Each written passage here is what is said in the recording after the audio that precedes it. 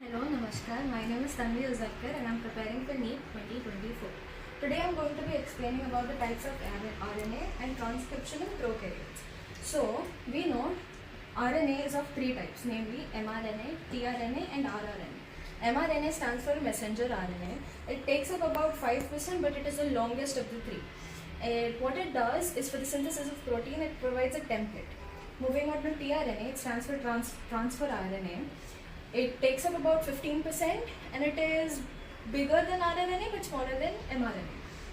Now, what the role of tRNA is to basically read the genetic code and bring in the amino acids. Moving on to rRNA, which stands for ribosomal RNA.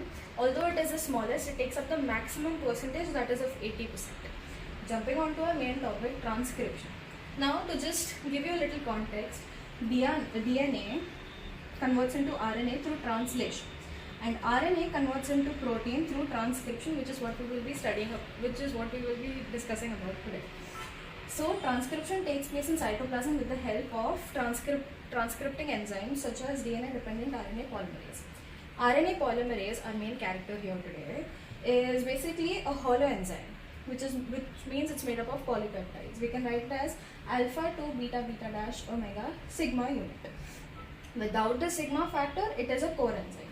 Now, transcription can be divided into three major steps, that is initiation, elongation and termination. In initiation, what happens is the RNAP, that is the RNA polymerase, binds with the promoter site, that is here, of the DNA strand with the help of sigma factor, and this initiates the process of transcription. Moving on to elongation, what it does is RNAP uses nucleoside triphosphate as a substrate and polymerizes it in a template dependent fashion.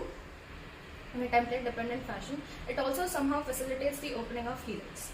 Now, this is the process of elongation, and the sigma factor falls out and it is connected by an mRNA. Moving on to termination, which is our last step. Now, the RNAP gets closer to the terminator site, which is here, and the mRNA falls off with the help of Rho factor. Now, you must be wondering, how can one single enzyme catalyze all three processes? Well, it doesn't. For initiation, it takes help of sigma factor, and for elongation, for termination, it takes help of Rho factor. Thank you so much for watching.